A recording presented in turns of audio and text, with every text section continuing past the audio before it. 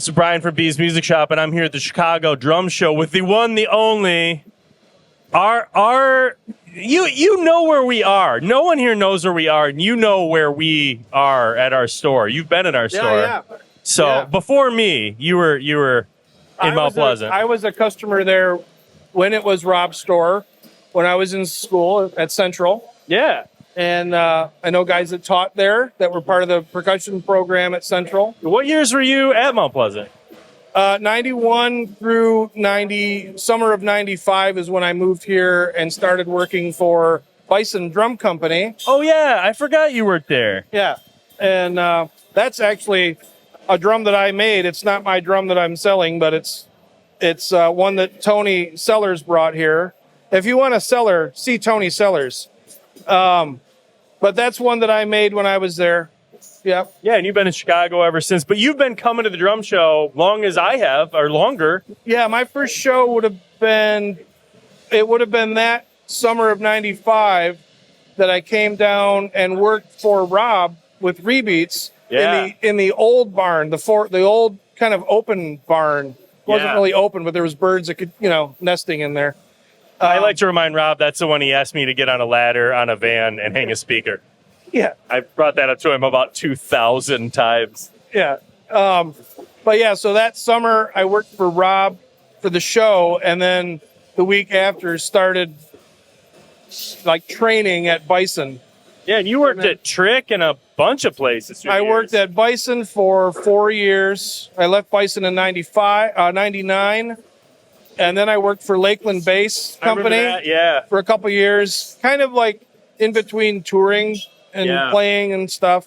And then was on tour for a while with a couple of bands here and there. And then did a retail stint at a Chicago store called Andy's Music for a couple years. And that's where Trick met me. Yeah. And the sales guy at the time, JT Ash, said, "You want to come work at Trick and build stuff?" So I was at Trick for a couple of years. Yeah. And then back to playing. Yeah. After that, and then I ultimately went to barber school. Yeah.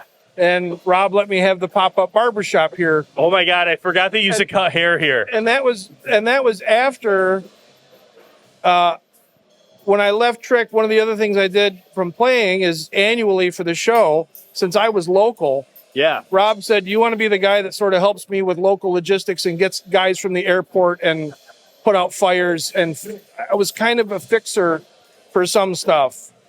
I just had a flood of memories of you texting us when you were picking up people at the airport with warnings of certain things or news or just gossip. Just, be aware of this. This is some interesting stuff.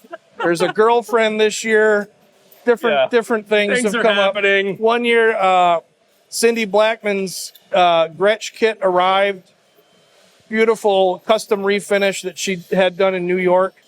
And one of the floor tom brackets was just kind of stripped. It wasn't holding right. Yeah. So that was one where I just sort of had to go find the part and know that Rob will cover it. And I just said, "I need this for the show. I can bring it back to you after the clinic." They said, "Don't worry about it.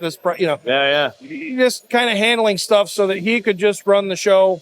Yeah. And not have to sweat someone running up to him all the time saying, "What should I do?" I just I like to think I just was able to handle some things. Yeah. You were our Uber. You were our airport Uber for a long time. Yeah. Yeah. And then there was the period of time when it was at the Odeum. It was so close to O'Hare, that wasn't really necessary to have someone. They were close enough to just get a cab and get to the venue, which was nice. And that's when I was doing the little pop-up barbershop, selling drums next to the chair. You're always selling. You always bring stuff. You made buttons this year. I saw made buttons. Yes, these are the official show button. These are the Thanks Rob button, and along the spine of the button it says Chicago Drum Show, established 1991. You'll never get it. Take my word for it. But, just a little thank you to Rob. And I made sure, I think I got everybody that's exhibiting. I got, so everyone can wear them. Hopefully everybody's wearing them. It's just a little quiet message to him, like this has been an important part of everybody's lives. Yeah, I mean, he has so many ties to people that like he helped them get into the industry. You know, there's like just so many people that have that. Over the years, as I've parted ways with companies or been in between things, Yeah. there's never been a time when he hasn't said, "Do you want me to call somebody?" Yeah. Yeah. You know, and when he said, "Do you want me to call somebody?" at the time, he meant Bill Ludwig, Armin Zildjian. Are you going to stay in Chicago or do you want to move somewhere? And he meant it. Like, do you want me to make a call? You know, it's huge. But yeah, especially when you think of the show, you think of, I remember Hannah Ford, who played with Prince. Yeah. She was like a barely a teenager here doing the Peace, Love, and Drums show and doing a clinic. And, you know, there's a number of people that have come through the show. Well, I remember when she traded fours at Danny Seraphine, and you and I were shoulder to shoulder, and we were like, holy shit, is that, like, that's Hannah. Yeah. And we hadn't seen her in like a year or 2 years, and we were like, she's up there trading fours because somebody didn't show, and you were trying to find him. We had a clinician that year that had gotten a lift with, I think, a product rep. He was kind of like tapped out midway in the afternoon. Just went back to his hotel to was kind of done for the day. And I think just don't get a hold of him. I think he'd forgotten that he was going to trade fours with Danny. Someone that they'd gone back, and I remember Rob looking up at me. I was on the upstairs in the mezzanine. And Rob's kind of looking up at me, going, "Where?" And I'm just going, "I don't know." And I'm calling, and Rob just sort of, I saw him look at Hannah, and just went over to her and just like, "Do you want to trade fours with Danny Seraphine?" Yeah. Yeah. You know. Or, Danny Seraphine. Yeah, it was Danny Seraphine, because I just remember you coming and walking up next to me, and we were just like, we'll see how this goes. Like, and it was like, I think that was like, for me, the moment where she went in my mind from being like this teen drum thing to being like, man, like, I was just like, there's no way she's not going to have a crazy career. Like, you can just tell. that was like a major spotlight moment. Yeah, she was just like, everyone was just like, it was. I also remember the year that Ed Shaughnessy was here, and I got to pick him up from the airport, and that was just a priceless hour and a half drive. I remember when you showed up and I just asked you if he had the medallion on. And that was my only question. All of it. Yeah. All of it. The medallion, the mutton chops, all of it. And you know, harder of hearing. So the whole ride was just two Irish guys in my van just hollering at each other, talking about drums. It was just a riot. And what year was that? Oh man, that was one of the last years here. So 20, I wasn't cutting. So 20, was that 13? Yeah, I bet. No. Even older now, like 2010 or something. Maybe, yeah, maybe.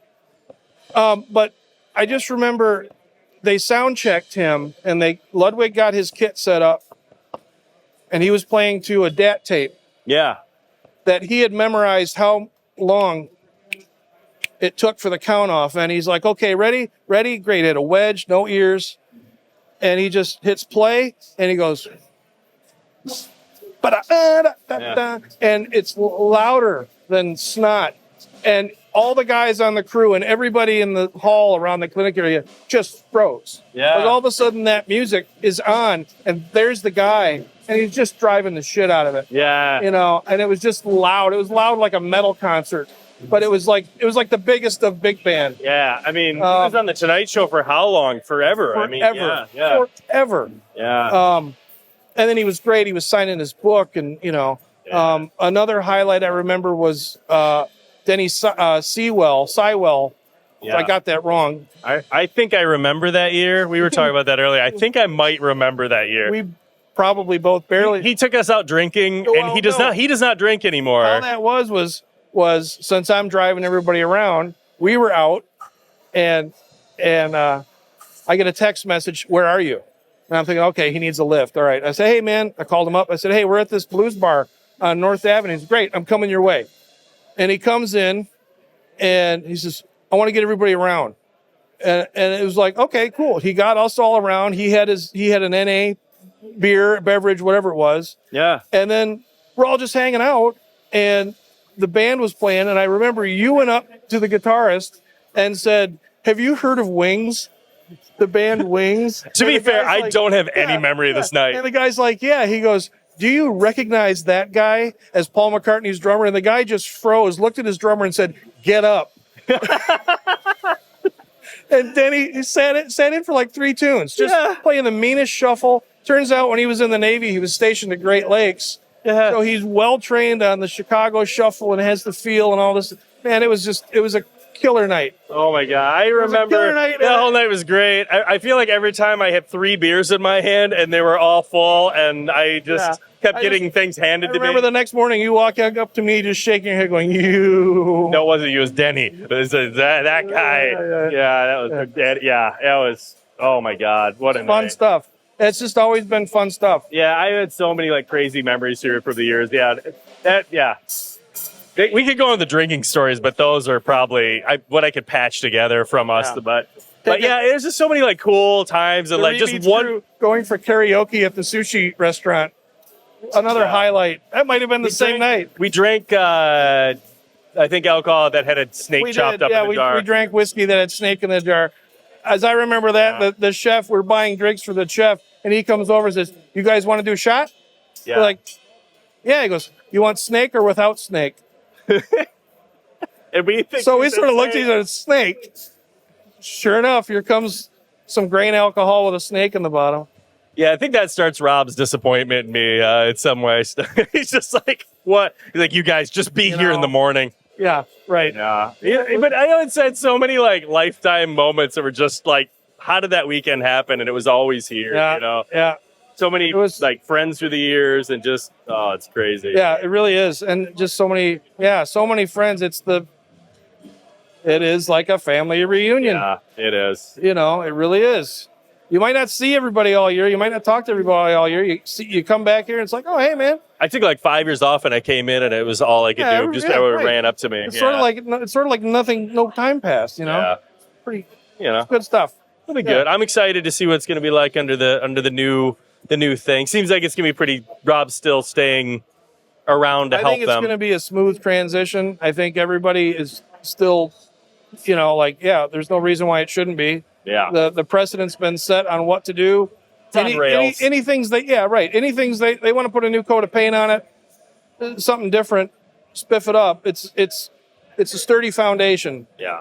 So it's going to be cool to see what comes in fresh. Yeah. With it. Yeah, it's going to be cool. Well, awesome, man. Well, hey, appreciate it. Thanks. Always great seeing you. Fun.